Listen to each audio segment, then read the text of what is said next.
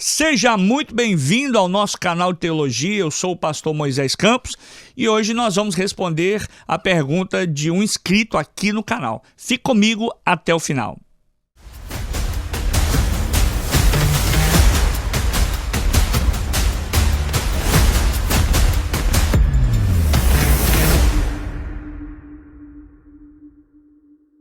No vídeo de hoje eu vou responder a pergunta de um inscrito aqui no canal. E por falar nisso, se você ainda não se inscreveu, se inscreva hoje. Essa pergunta é muito boa. Pastor, o que é a patrística? Existem duas coisas muito importantes para a gente ressaltar, que eu preciso ressaltar. A primeira delas é o que significa de fato a patrística. A segunda, qual é a importância da patrística na vida da igreja. Sabemos que o cristianismo tem uma tradição de mais de 2000 anos de história. E com toda certeza, como qualquer coisa na nossa vida, o período que se pode ter mais fragilidade, caso não é tomado as providências corretas, é o início de tudo. E nesse caso, se os pais da igreja não tivessem tomado as devidas precauções, tivessem trabalhado da forma que eles trabalharam, poderia talvez, quem sabe, ter desvirtuado toda uma doutrina por causa das dificuldades no início. E se hoje temos uma boa teologia, um trabalho, um livro fidedigno de confiança e crédito que é as Sagradas Escrituras, é porque pessoas trabalharam de forma árdua para que isso se tornasse possível.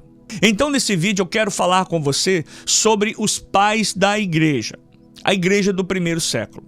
Aqueles que trabalharam de forma árdua e dura e deram a sua vida por uma causa muito, mas muito nobre. Nós chamamos de patrística a corrente filosófica e cristã dos primeiros 7 séculos da igreja. Nós temos a patrística e a escolástica. São duas correntes bem contundentes e necessárias para que hoje nós tivéssemos esse cristianismo, esse evangelho que nós temos hoje. A patrística recebeu esse nome por abrigar os primeiros padres. Padres é a palavra traduzida no latim ou no espanhol, que quer dizer pais da igreja. Pais da igreja em seu início. Essa filosofia serviu ao pensamento cristão por meio das apologias do cristianismo, pois os pensamentos cristãos, ainda no século III depois de Cristo, não era muito bem difundido na Europa. O primeiro movimento da patrística era composto pelos primeiros professores da fé cristã e pelos padres apologistas da época, que eram os defensores da fé, que tinham a missão de fazer uma defesa do pensamento cristão. Entre esses apologistas, alguns escolheram caminhos difíceis, caminhos errôneos, caminhos tortuosos. Outros escolheram o caminho da união da filosofia grega pagã com o cristianismo, como Justino, por exemplo. E outros que defenderam a total exclusão e a repressão da filosofia pagã grega, como Tertuliano de Cartago.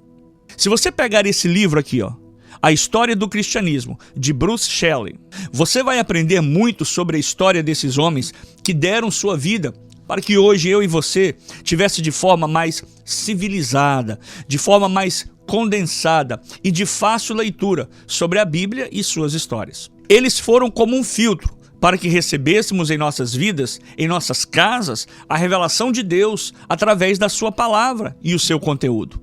Alguns podem pensar, mas eles não foram padres? Pois é bom a gente ressaltar que Lutero foi o pai da reforma protestante. Ele era também um padre da Igreja Católica. Martim Lutero foi um monge e teólogo nascido em Eisleben, na Alemanha, no dia 10 de novembro de 1483 e falecido em 18 de fevereiro de 1546, na mesma cidade.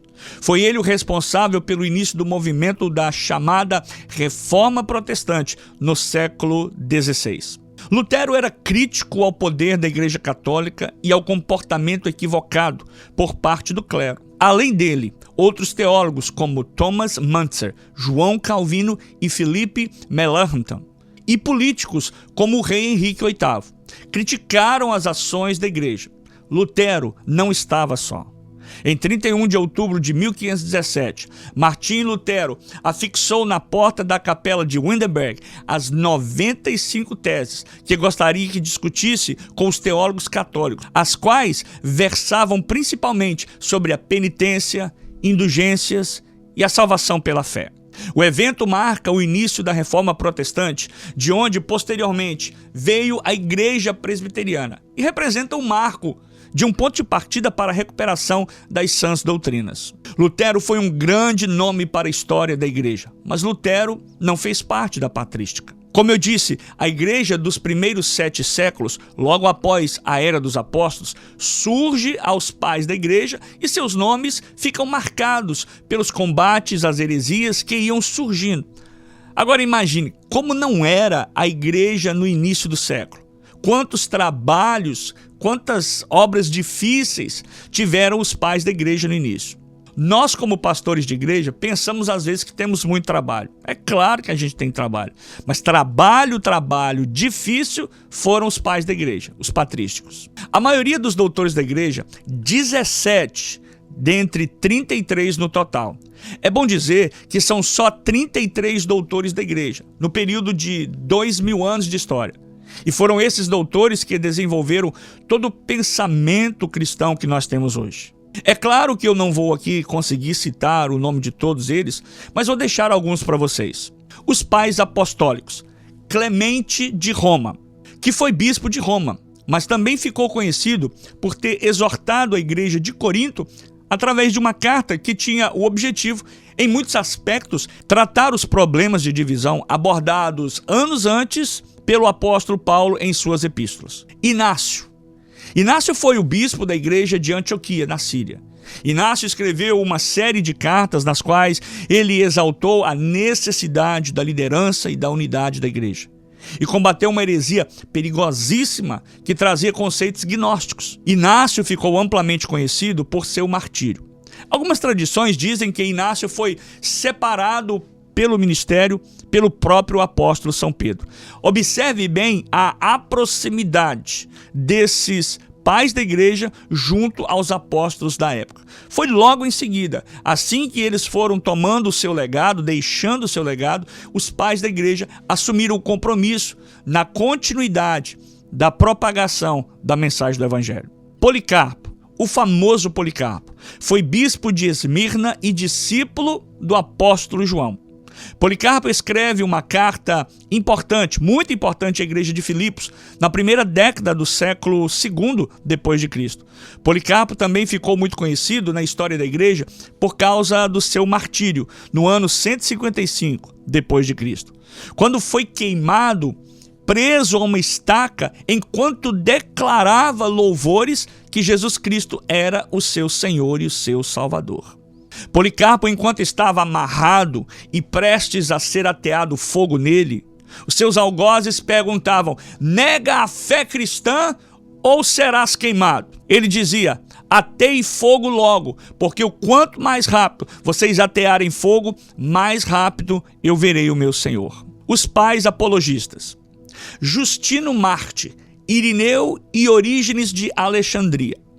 Os pais teólogos. Nesta lista de pais teólogos, nós temos 3, chamados os 3 Capadócios, que foram 3 amigos que tiveram uma participação fundamental na defesa da doutrina da Trindade. Basílio de Cesareia, Gregório de Nazianzo e Gregório de Nissa. Agostinho de Hipona. Agora, esse eu quero falar um pouco mais para vocês. Por quê? Porque Agostinho de Hipona teve um papel fundamental na patrística, não que os outros não tiveram. Porém, Agostinho de Hipona teve seus escritos que não foram poucos, e os seus escritos tiveram uma repercussão muito grande na história da igreja.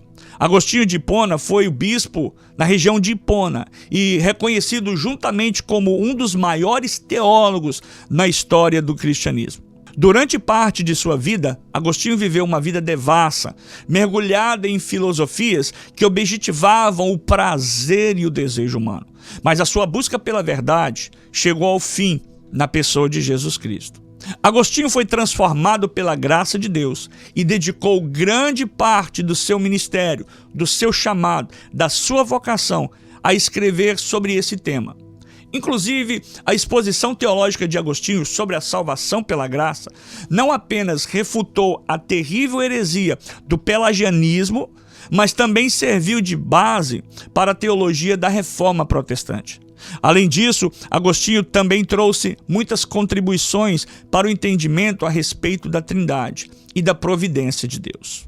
Tá aí para você a nossa explicação sobre a patrística. Espero que tenha gostado. Muito obrigado pelo seu carinho, muito obrigado pela sua audiência e você já sabe o que fazer. Se inscreve aqui no canal, compartilhe com os amigos, ative as notificações e a gente se vê no próximo vídeo. Lembrando que toda semana temos um vídeo novo aqui para você no canal. Fique com Deus, um beijo no seu coração, tchau, shalom, lehitraot. Além dele, outros teólogos como